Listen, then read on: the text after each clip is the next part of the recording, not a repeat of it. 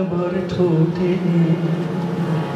দুঃখ সুখের সমব্যথায় ফুলের মতো ফোটে ও ভাষা তোমার আমার ঠোঁটে দুঃখ সুখের সমব্যথায় ফুলের মতো ফোটে বাংলা ভাষার থেকে কেবল পেলাম এ ভাষার সৃজন আমি ভাষায় শেলাম বাংলা ভাষার থেকে কেবল নিলাম এ ভাষার সৃজন আমি ভাষা প্রণাম এই জীবন আমাদের আসাম বিশ্ববিদ্যালয়ে আপনারা এসেছেন। আমি আসলে আসাম বিশ্ববিদ্যালয়ে একটা অনুষ্ঠান রাখতে চেয়েছিলাম আর এছাড়া একটু রাখতে চেয়েছিলাম এইখানে যাতে আপনারা যারা এসেছেন কলকাতা থেকে পশ্চিমবঙ্গের বিভিন্ন জায়গা থেকে আপনারা যাতে এই আমাদের আসাম বিশ্ববিদ্যালয়ে দেখতে পারেন ভ্যারাইটি ইউনিভার্সিটির বাইরে থেকে বাইরের জায়গাগুলো একটু দেখতে পারেন তার জন্য এই চেষ্টা করেছিলাম। চেষ্টা করলেও সবসময় তো আর ভাগ্য সঙ্গে থাকে না আর সবসময় একটা আমরা সঠিক থেকে একটা মানে কি বলে উপরওয়ালার যেটা লাখ যেটা ব্যবহার করেন সেটা সবসময় হয় না। তো এরাই কিন্তু ঠিক হয়ে সেটা আমাদেরও কি একটা তাদের ফ্যাকাল্টি প্রোগ্রাম করে গেল। আচ্ছা আর এখানে পরীক্ষা চলছে ইউনিভার্সিটিতে পরীক্ষা চলায় সব স্টুডেন্টরা খুব বিজি আছে আর প্রফেসররা সব পরীক্ষা নিয়ে প্রচন্ড তো তার জন্য ওরা তো সময় দিতে পারছেন না। তো আমি ওই দুজনকেই পেলাম বরুণজ্যোতি চৌধুরী বাংলা ডিপার্টমেন্টের আপনাকে বলছি আপনি একটু আসুন সামনে আর পারফর্মিং ডিপার্টমেন্টের পারফর্মিং আর্টস ডিপার্টমেন্টের জগন্নাথ বর্মনকে বের পেলাম আপনিও আসুন। আমাদের বই কিন্তু পশ্চিমবঙ্গের অনেক বিখ্যাত সঙ্গীতশিল্পী জগন্নাথ বর্মন এখানকার পারফর্মিং আর্টস ডিপার্টমেন্টের অধ্যাপক আর সরস্বতী তো তাকে আমি সবার সাথে পরিচয় করিয়ে দিয়েছি আমরা ডিপার্টমেন্টের। আমরা প্রথমেই একটা গান শুনবো আমাদের এই যে আছেন উনি জগন্নাথ বর্মন এত ভালো রেডিও পশ্চিমবঙ্গের রেডিওতে কিন্তু উনি নিয়মিত এইমাত্র আমাদের পরীক্ষা শেষ হলো তারা ব্যস্ততা লাগে দেখে খাওয়াও নাকি চলে না গান পুরো চিন্তা সামনে কাজ করছে না এটা থেকে বুঝলাম যে এখন গান না পেটে খাবার যায় একটা মিটিং আছে ধন্যবাদ বারবার আছে এসো যে 3-4 মিনিটটা হয় না আমাদের টিচার্স ইউনিয়নের cultural programme annual cultural programme বা অ্যানুয়াল প্রোগ্রাম ফাউন্ডেশনের সকলেই কথা আসছে তারা কিন্তু তাদের কোনো মিটিংই না আজকাল মোটামুটি বসবে কেউ ঘুরছে না হ্যাঁ ঠিক আছে নূতন যুগের ভোরে কৃষ্ণে সময় কাটিয়ে সময় বিচার করে নূতন যুগে ভোরে হবে আর কি হবে না কি হবে আর কি হবে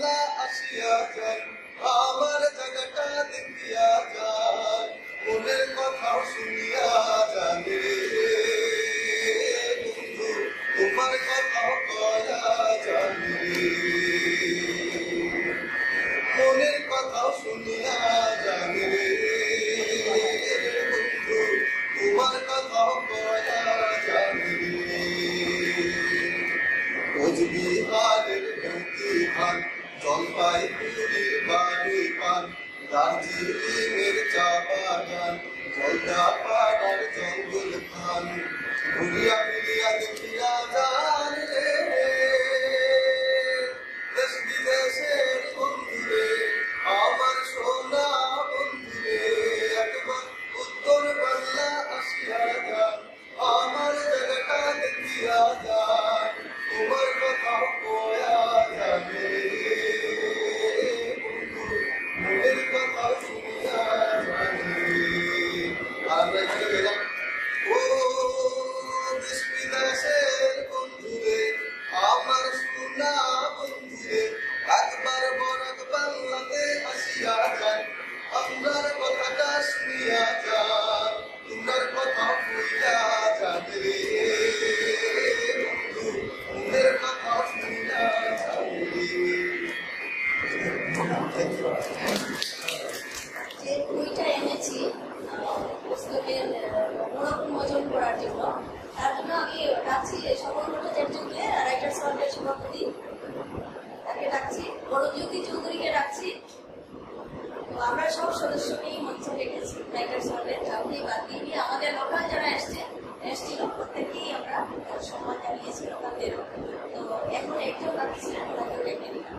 তো এবারে আমাদের বই প্রকাশ অনুষ্ঠান আর এই অনুষ্ঠানের যে বইটি এখন প্রকাশিত হবে, এই বইটির প্রকাশক নতুন দিগন্ত প্রকাশনী, লেখক লুৎফুর রহমান নস্কর, হায়দ্রাবাদের লেখক।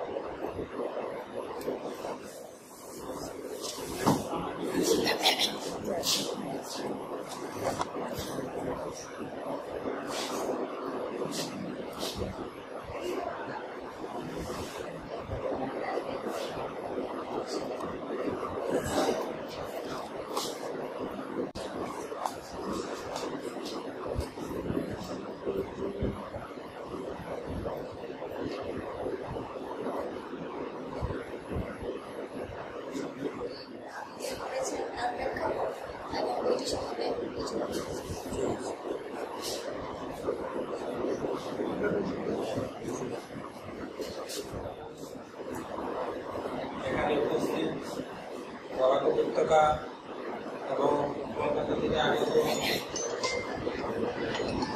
বিশিষ্ট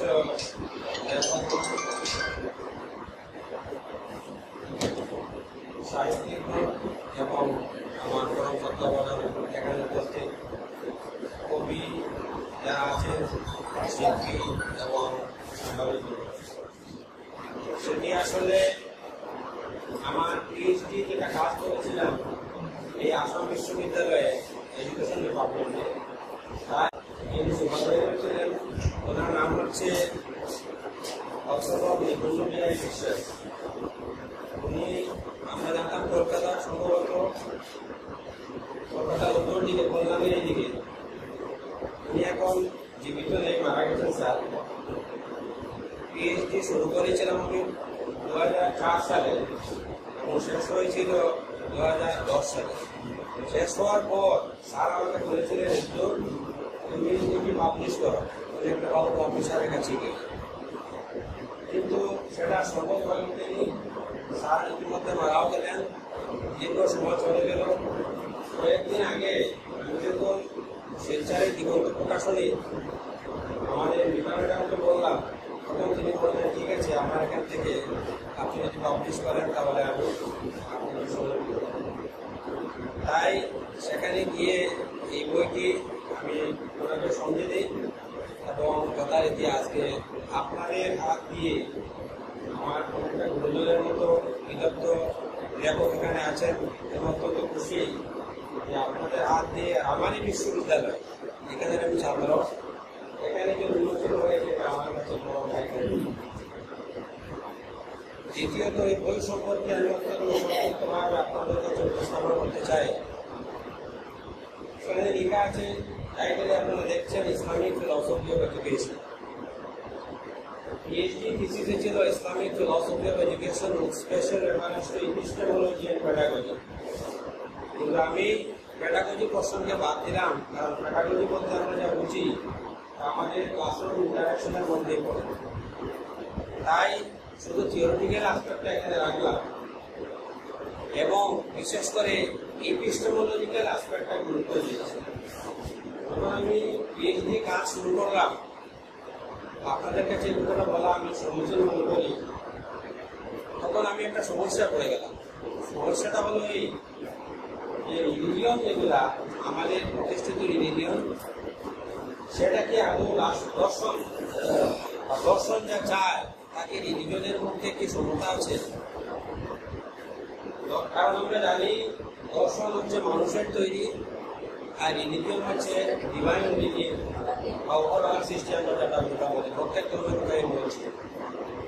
ঠিক সেইভাবে যেমন নলেজ আছে, জ্ঞান আছে, সেই জ্ঞানকে আমরা বিভিন্নভাবে ক্লাসিফাই করি, প্রমাণ করি। জ্ঞানের সত্যতা নিয়ে অনেক সময় আমরা সত্যতা যাচাই করি, সেটা দর্শনের বিষয়। কিন্তু যখন আমরা ধর্মের দিক দিয়ে সেটা দেখি, সেই জ্ঞান যাচাই বাছাই খুব একটা স্থান আমরা পাই, এবং সেই জ্ঞানটা হচ্ছে ভ্যালিড জ্ঞান, ভ্যালিড নলেজ। আমি একটা ছোট এক্সাম্পল দিতে চাই।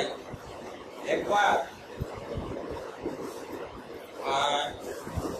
স্বামী বিবেকানন্দ ওনার গুরুর কাছে গিয়ে বললেন, have you seen God? Ramakrishna Paramahamsadev যখন বলেছিলেন, yes, I see him more clearly and intensely than I see you. এই যে ডাইরেক্ট নলেজ, তাদের কাছে যে ধর্মের যে নলেজ, সেটা মানুষের তৈরি দর্শনের মধ্যে একটু পার্থক্য আছে। আমি ইসলামের মধ্যে সেই জিনিসটা প্রত্যক্ষ করে একটা দ্বিধায় পড়ে গেলাম যে দর্শনের ভিত্তিতে, দর্শনের দৃষ্টিভঙ্গি থেকে আমি ইসলামকে আলোচনা করতে পারবো। কিন্তু পরক্ষণেই আমি যখন স্টাডি করা আরম্ভ করলাম, তখন আমি দেখতে পেলাম দর্শনের যে মূল বিষয় যেগুলো আছে, যেমন এপিস্টেমোলজি, মেটাফিজিক্স, এক্সিওলজি, সেই জিনিসগুলোর সঙ্গে ধর্মের একটা মিল রয়েছে। তাই আমি সেই দৃষ্টিকোণ থেকে আলোচনা আরম্ভ করলাম, এবং আলোচনা করতে করতে করতে করতে বিভিন্ন স্যার যখন আমাকে গাইড করলেন, বললেন যে তুমি বিভিন্ন ইসলামিক স্কলার যারা আছেন তাদের কাজগুলো তুমি সামনে রেখো। তখন আমি স্যারকে বললাম কার কার নেব, তখন তিনি লিখুন। তখন আমি বইতে আপনারা পাবেন যে ইবনে সিনার দর্শন আমি দেখলাম, আল্লামা ইকবালের দর্শন আমি দেখলাম, আউল ইঞ্জিনিয়ার একজন দার্শনিক আছেন, ইসলামিক স্কলার, ওদের দর্শন নিয়ে আমি যখন পড়াশোনা শুরু করলাম, তখন দেখলাম যে অনেকটা ইন্টারেস্ট আছে, এবং দর্শনের সঙ্গে ওদের আলোচনা একটা মিল রয়েছে। একটা এক্সাম্পল দিয়ে আপনাদের সামনে আপনারা অনেক চেষ্টা করে ভাবি। যেমন আল্লামা ইকবাল একটা জায়গায় বলেছেন যে সেলফহুড, আমার যে আমি নিজেকে যে আবিষ্কার করবো ইন্ডিভিজুয়ালিটি, সেটাকে আলোচনা করতে করতে তিনি বললেন যে আমি ইন্ডিভিজুয়ালিটিকে বা আমার আমিত্বকে বিকাশ করব, এবং যথাসম্ভব আমি পরমাত্মার সঙ্গে আমার আমিত্বকে একটা ভালো সম্পর্ক তৈরি করবো আমিত্বের সঙ্গে, কিন্তু নিজেকে বিলীন করে দিয়ে দেবো। যেটা অনেক দার্শনিক, অনেক মিস্টিক যারা আছেন তারা বলেন, অতীন্দ্রিতবাদী যারা আছেন তারা বলেন যে আমি ভগবানের সঙ্গে এমনভাবে মিলিত হয়ে যাবো যে আমার যেন কোনো অস্তিত্বই না থাকে। কিন্তু ইকবাল সেই দৃষ্টিভঙ্গিকে পাল্টালেন, তিনি বললেন যে না, আমাকে আমার আমিত্বকে বজায় রেখে আমি স্রষ্টার সঙ্গে মিলিত হতে চাই। তিনি একটি এক্সাম্পল দিলেন। এক্সাম্পলটা হলো একটা ড্রপ অফ ওয়াটারের সঙ্গে তিনি নিজেকে তুলনা করলেন। অর্থাৎ জলের একটা কণা আমি নিজেকে আমি মনে করি, এবং স্রষ্টাকে মনে করি সমুদ্রের মধ্যে, এবং সেই স্রষ্টার সঙ্গে আমি মিলিত হতে চাই, এবং স্রষ্টাও আমার কাছে আসবেন, আমাদের সমন্বয়ে গড়ে উঠবে, কিন্তু আমার অস্তিত্বকে বিলীন করে নেওয়া। প্রয়োজনে আমি তার কাছে যাব, তিনি যদি আমার কাছে চলে আসেন সমুদ্র, তাহলে আমার ড্রপ অফ ওয়াটারের কোনো অস্তিত্ব থাকবে না। এবং তিনি খুব সুন্দর করে উর্দুতে বলেছিলেন, नदी पर बुलंद इतना कि हर तबलीग से पहले खुदा बंदे से खुद पूछे बता तेरी रजा क्या है। অর্থাৎ নিজের আমিত্বকে সেলফহুডকে এমনভাবে বিকশিত করো যাতে খোদা বা ঈশ্বর বা স্রষ্টা বলতে বাধ্য হন, এ দাস তুই কি চাস আমি তোকে দিয়েছি। এই যে সন্তুষ্ট হয়ে আমার আমিত্ব বজায় থাকলো, ওনার সঙ্গে ভালো একটা সম্পর্ক আমি স্থাপন করবো। এই যে দর্শনিক আলোচনা যেগুলা, জ্ঞান দর্শনে যিনি আলোচনা করেছেন, অন্টোলজিক্যাল আলোচনা করেছেন, এক্সিওলজিক্যাল আলোচনা করেছেন, কোনটা ভালো কোনটা মন্দ, সেই দৃষ্টিভঙ্গি নিয়ে আমি যখন এটা কাজ করতে শুরু করলাম, আপনাকে ভালো লাগলো, এবং স্যার আমাকে গাইড করে পর্যন্ত মোটামুটি আমি কমপ্লিট করলাম। 2010 সালে পিএইচডি অ্যাওয়ার্ড হলো, কিন্তু আর দীর্ঘ প্রায়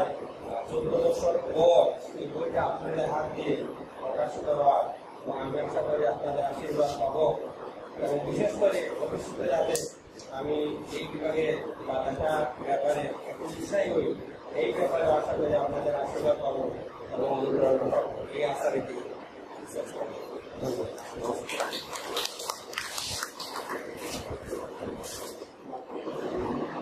আর এই বইটা তার তিনি বললেন যে সেটা তার পিএইচডি থিসিসের একটা এটাকে একটু বড় করে করেছিল। আমার শিলচর আসার অনেকটা সেই কারণেই আসা সুযোগটা নেওয়া কাছে ভালো লাগছে আমার লেখা আমার সঙ্গে। প্রতি বছরের ঠিক ঘুরে ফিরে কাছে এসে যায় আমার বোনের রক্তে রাঙানো সেই প্রতি বছরে ঠিক ঘুরে ফিরে কাছে এসে যায় থেমে আমার বোনের রক্তে রাঙানো সেই প্রতি বছর অতি সাধারণ তারা সব বোন স্কুল কলেজে যেত পড়া সাজ বাংলায় বাঙালির মতো অতি সাধারণ তারা সব বোন স্কুল কলেজে যেত পড়া সাজ বাংলায় বাঙালির মতো তবু ফুল কি ফুলের খুলে দান হয়ে চলেছিল তারা আশা বাজাবার রঙে প্রতি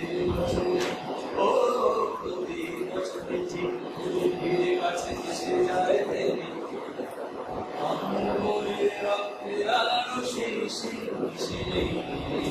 প্রতি বছর এই অসম্ভব লড়াই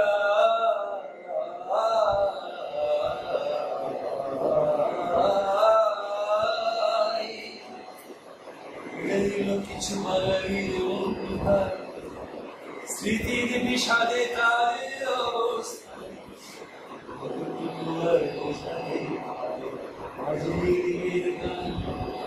আশা সন্ত্রাস সেই আগ্রাস আমরা কি ভুলে যাব, ভাষা আগ্রাস সেই সন্ত্রাস আমরা কি ভুলে যাব, মরে যারা আর ভাষা শহীদের আবেগ মূল্য দিয়ে পৃথিবীর কাছে এই শোকের গাথা মার যাব প্রতি বছর প্রতি বছরে ঠিক কাছে এসে যায় আমার বোনের রক্তে রাঙানো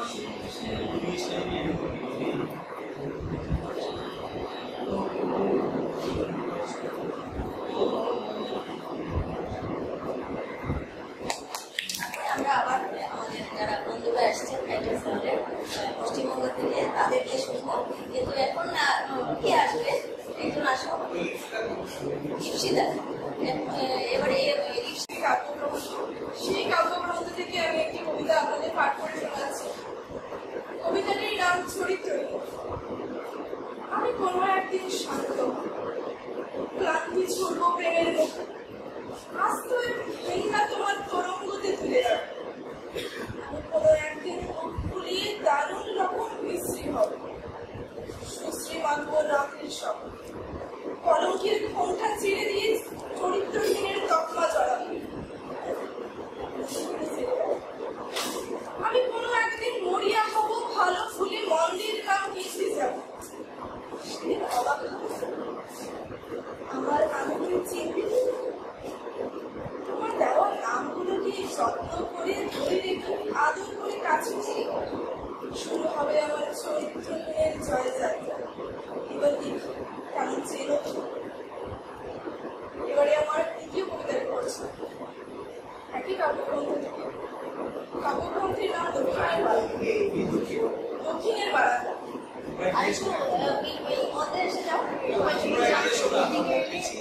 সেদিন যখন আমার একরাশ ফুল তোমায় উপহার দিলাম, তুমি তখন শুধু আমার চিবুক ধরে বলেছিলে ভালোবাসা। আরো জুড়ে ক্লান্তি ছিল তোমার চোখে মুখে, অনিদ্রার নয় হাজার ইচ্ছাকৃত ত্যাগের ক্লান্তি। সেদিন এক বৃষ্টি স্নাত তেজ ও দীপ্তিতে তুমি দাঁড়িয়েছিলে প্রেমের সৌধ নিয়ে আমার সম্মুখ সর। চোখে তোমার আধো আধো রক্ত মাখা, ঠোঁট চুইয়ে যেন ছড়ছে এক গোলাপ মাখা উষ্ণ আভা। বোধহয় ভীষণ তাপ ছিল শরীর, দেহ যেন ধূসর বদলির আমন্ত্রণে যাত্রারত। তোমার হাতের রক্ত প্রবাল ঠিকরে যেন বেরিয়ে আসছিল নির্ভীক আলো। নিজেকে হেরো মনে করেছিলে বন্ধু, ভেবেছিলে তোমার এত রত্ন খচিত আয়োজন কিসে? সবই স্মৃতির তুলির আঁচড়ে এই বেহাল প্রেমের চিত্র এঁকেছিলে তুমি। কিন্তু জানো, মিথ্যে ছিলাম আমার সত্যের মণিকোঠায় তোমার কি দুর্লভ স্থান। কলঙ্কের আভূষণে সজ্জিত ছিল তোমার জন্ম জন্মান্তরের রায়। আমি যে তোমার বহুদিনের অনাকাঙ্ক্ষিত অপরাধ, বিনয়ে নয় মানাই।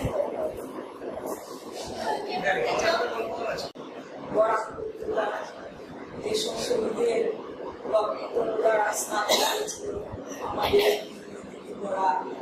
তাদের উদ্দেশ্যে আমার কবিতাটির নাম মা কবি। একাদশ শহীদে রক্ত মেখে লালি লাল কত বিশ্বচূড়া পরাশি আকাশ ছয়টা বুকের মধ্যে অজস্র রক্ত তোলা 11টি চিতা, 11টি প্রদীপ, যাচ্ছে বড়া, যাচ্ছে ঈশান বাংলা, চেতনার জাগরণ। চারিদিকে যে হাত বাংলার ভেলা ভাসছে সুদূর কারাগারে। আজ আর কোনো রক্ত আঁকিতে নেই ভয়, আরো কত হাজার একাদশ দেখে তাদের আর কত ভুলে যুদ্ধ করবে অত্যাচারী কালা পাহাড়ের দল। তবুও জগন্নাথের চূড়ার মতো মাতৃভাষা অটুট হয়ে উড়াবে জয় ধ্বজা দিক দিগন্তে। কত আছে অস্ত্রাগারে তোমাদের ঘিরে, হাজারো হরিয়াম সূর্য সেই প্রতিলতা, কত কমলা সচিন রফিক সালাম ঝাঁপিয়ে পড়ে দেবে ছাড়কার।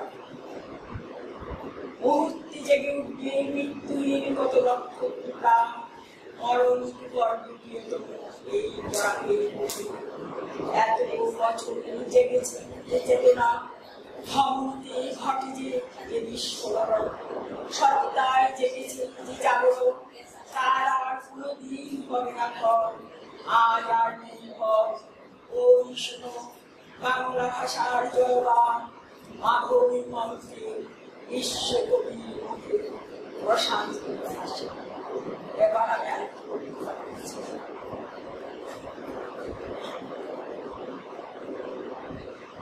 আমার কবিতাটির নাম সাদা পায়রা। আমার শৈশবে একটি সাদা পায়রা আমায় ঘিরে থাকত, কিন্তু আমার তখন ছিল না সময় সাদা পায়রা প্রাণ করে দেখা। আমার ছিল তবু পাঠশালা যাওয়ার তারা, সহচরীর ডাকে সুপারি খোলে আনন্দে গাড়ি চলা আর একটা দুটা খেলা। কান ঘুরেছিল চৈত্র মাসে ঝড়ে পড়া আমলকি তোলা, আর ছিল আঁশি দিয়ে ফুল তোলার তাড়াহুড়া। সাদা পায়রাকে চোখ তুলে দেখার আমার তখন ফুটিয়েছিল না সময়। শৈশব পেরিয়ে কৈশোরে গণিত হলাম, তবু সাদা পায়রা থাকতো আমার সাথে সাথে। তখন একটু করে নতুন পৃথিবী আমার কাছে দিয়েছে ধরা। কিশোরী আমি, চঞ্চলা আমি, দৌড়ে ছুটে যাই নতুন কিছু দেখার আশায় আর আবিষ্কারের নেশা। এলো যৌবন, তখন তো আমার দিকে তাকাবার নেই যে সম্ভব। তখন আমি সবসময় জগতের বাসিন্দা, আমার মত রঙিন প্রজাপতির মতো কাক নামে ঘুরে বেড়ায়। তখন আমার মধ্যে আমি নিজেই সমাহিত, আপনাকে আপনিত। তখন সাদা পায়রা আসতো আমার চারিদিকে ছড়াতো তার সুন্দর পালন। তখন আমার ছিল না সময়, একবার ছুঁয়ে দেখতাম সেই সাদা পালন পায়রাকে। এইভাবেই চলছিল আমার হাসি আনন্দে আর গানে। আমার রঙিন স্বপ্নে বিভোর আমি এক সময়ে বাজল সানাই। বদলটুকু আমার ঠিকানা, তারপর আর কিছু দিন গেল, তখন আমি আবিষ্কার করলাম আমার বুদ্ধিতে, আমার আমিতে সেই সাদা পায়রাটা তো আসে না। শৈশবে ছিল, কৈশোরে ছিল, যৌবনেও ছিল। আজ আমি তাকে খুঁজে বেড়াই নগরে আর সূর্যে অস্ত সাগর পাড়ি।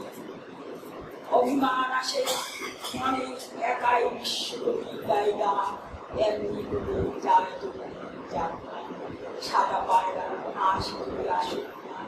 যৌবনের শেষ রাখতে আমি তবুও আমার অনুপ্রাণ ভবিষ্যতে সেই সাদা পায়রাকে দেখা।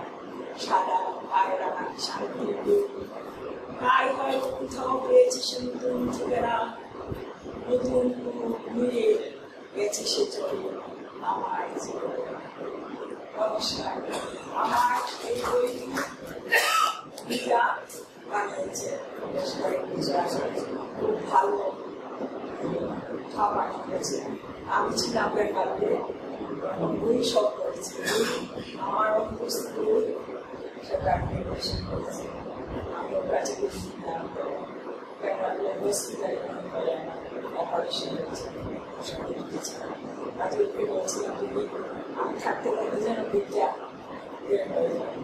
আর এই ইউনিভার্সিটিতে আমার হাফ গ্রাম যেহেতু মানে আমি শিক্ষিকা ছিলাম, হাফ গ্রাম মানে ডিগ্রি এখানে এখন আমার মেয়েও সঙ্গে ভাইবা দিল বিয়েতে। আজকে ও তাইদের সাথে দেখা আমার আমিও আসার গল্পে ছিল। আর এর সাথে তো আমার খুব ভালো সম্পর্ক।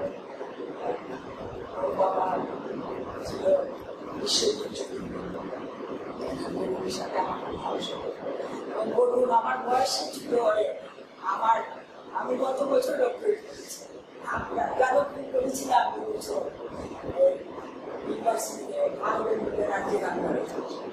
চ্যানেল মধ্যে মারা গেছে, পরে আমি কষ্ট করি সেইখানে এসে ইউনিভার্সিটি থেকে আমার প্রাক্তন এখানে এসে আমি বিএ করেছি, LLB করেছি, MPhil করেছি, আমি ফ্ল্যাট করেছি, ডিপ্লোমা নিয়েছি। তারপরে লাস্ট আগামী অগাস্টের 15 তারিখ কনভোকেশন করে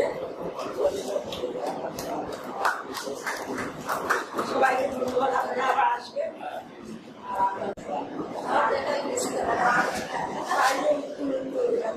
পরিশ্রম করে শুধু তাই নিজেদের নিয়ে আমি যাদের খুব ভালো করেছি পড়াশোনা করে মাস্টার বড় একটা অত্যাচার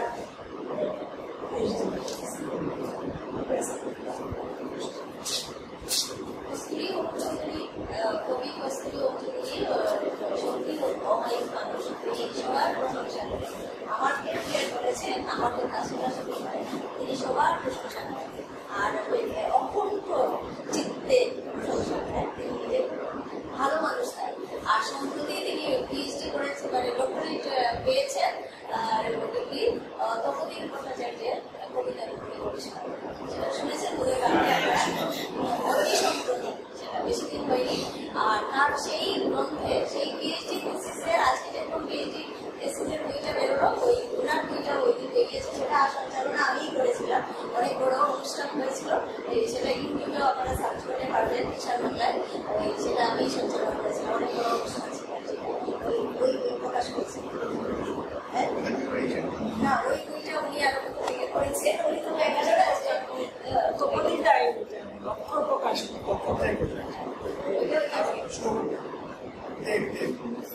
হালদা উনি তো এখন শিক্ষক থাকেন না। আচ্ছা, যাই হোক, এবারে আর এখান থেকে কেউ আসবে তো? আসো তোমরা, আসাম বিশ্ববিদ্যালয় থেকে।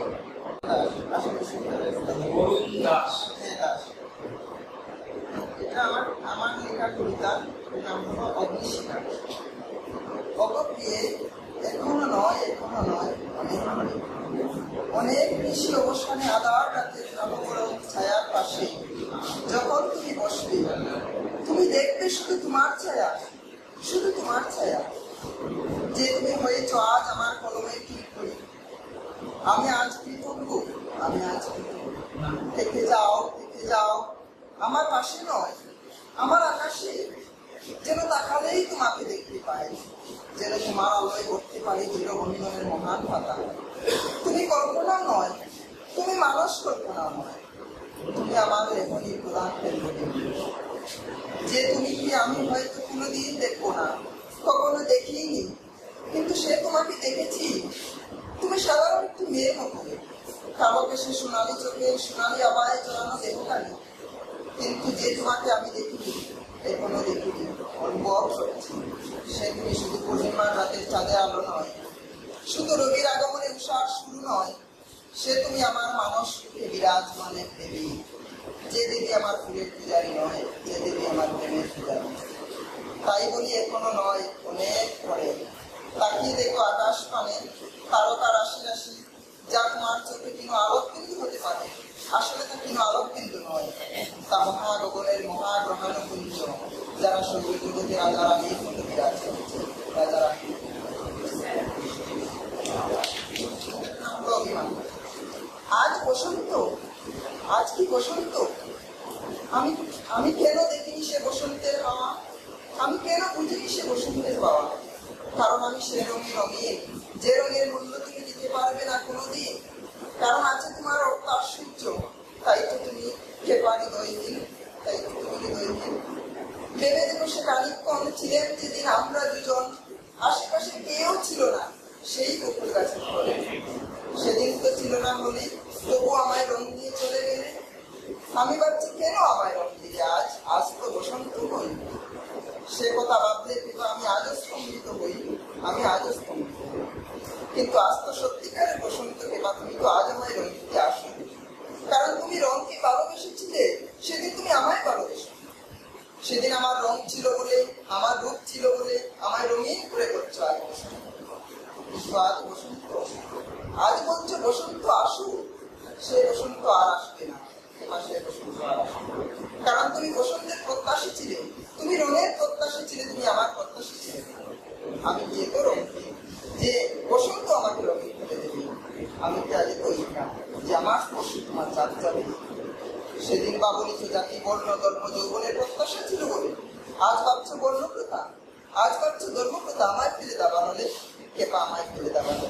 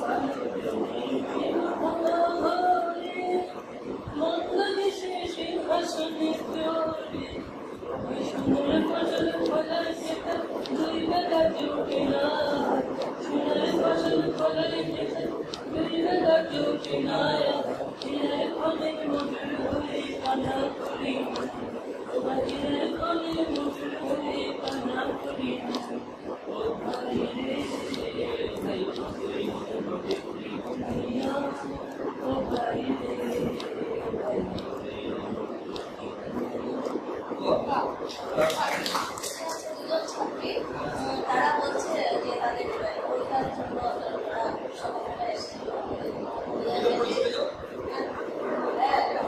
বলছি যে এসে যাও।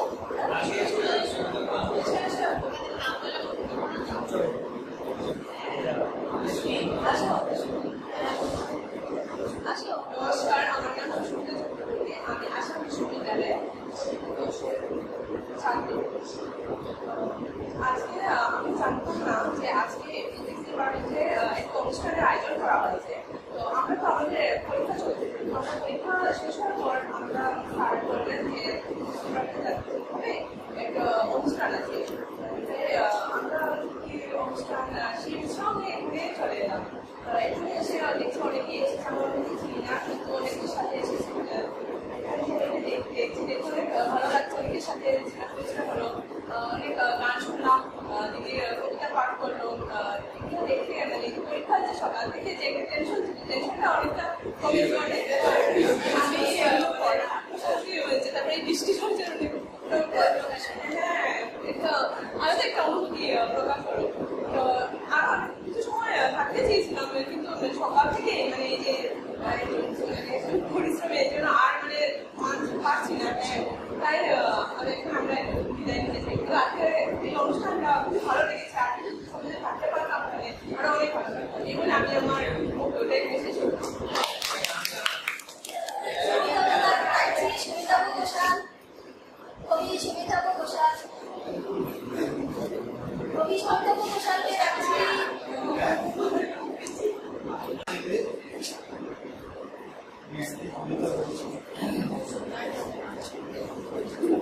समझ सको तो आंसू ना समझो तो पानी, समझ सको तो आंसू ना समझो तो पानी। সত্যি যদি বুঝতে পারো ওটাই হলো কুসুমের কাজ, নইলে শুধু জলের কাজ। বোঝা কি আর অতি সহজ, আর মাত্র সেই ওটাই শেখা। অনেক বিবাদ অনেক মারামারির পরে শূন্যতাময় বলে দিল যেটা, সেটাই শুধু স্মৃতির থেকে গেল। তারপরে তো অন্য বল অন্যরকম আদর, তার ভেতরে দুজন মেয়ে, কিন্তু ওই যে উড়ে যাচ্ছে ওইটা কিসের ডানা। সত্যি যদি বুঝতে পারো ওইটা হলো চৈত্র পাথর বিশাল, উঠে যাচ্ছে উচ্চরিতায় আপন মনে, নইলে কিন্তু কেউ কিছু নয়, সবাই ভিড় রাস্তায়।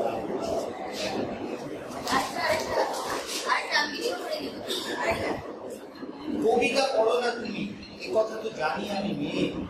ফেবুতে ভাষাবো পদ্য কি আর পড়ার আছে, ফেবুতেই দুঃখ লিখব নিশ্চিত এগিয়ে বিনিয়ে।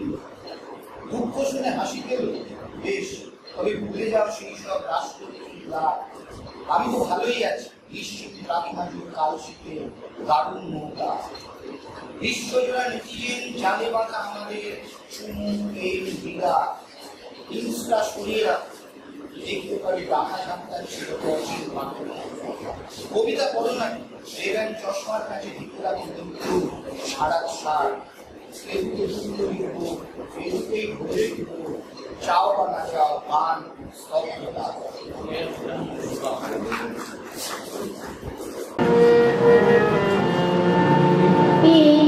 বাংলার মাটিতে মাগো জন্ম আমায় দিও, এই বাংলার মাটিতে মাগো জন্ম আমায় দিও।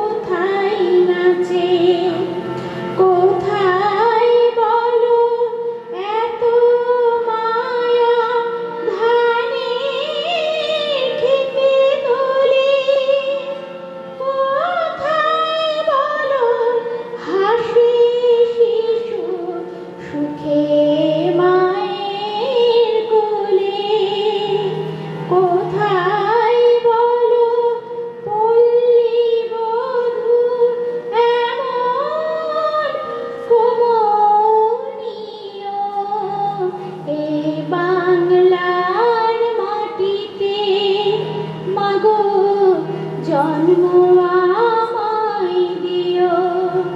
এই আকাশ নদী পাহাড় আমার বড় প্রিয়। এই বাংলার মাটিতে মাগো জন্ম আমায় দিও।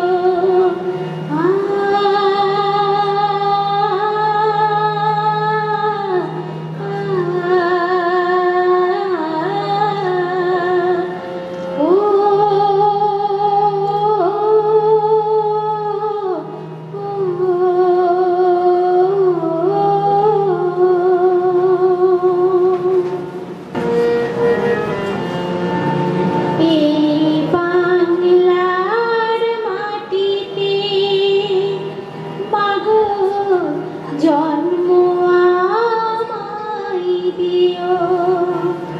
এই বাংলার মাটিতে মাগো জন্ম আমায় দিও। এই আকাশ নদী পাহাড় আমার বড় প্রিয়। এই বাংলার মাটিতে মাগো জন্ম আমায় দিও।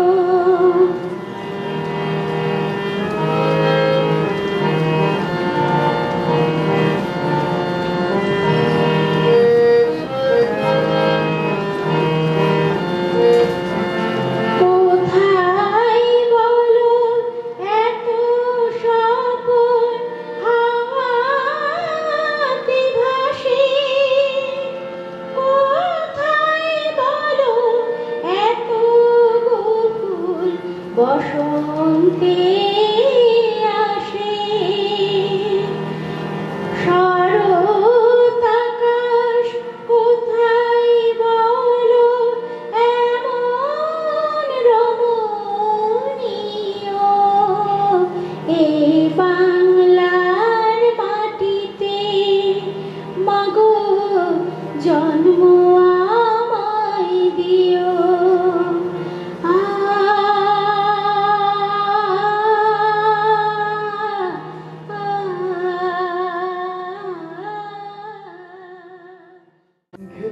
দিনে একলা ঘরে থাকে না তো কাছে যাবো কবে পাবো ওগো তোমার নিমন্ত্রণ। সবাই এই মেঘলা দিনে একলা ঘরে থাকে না তো কাছে যাবো কবে পাবো ওগো তোমার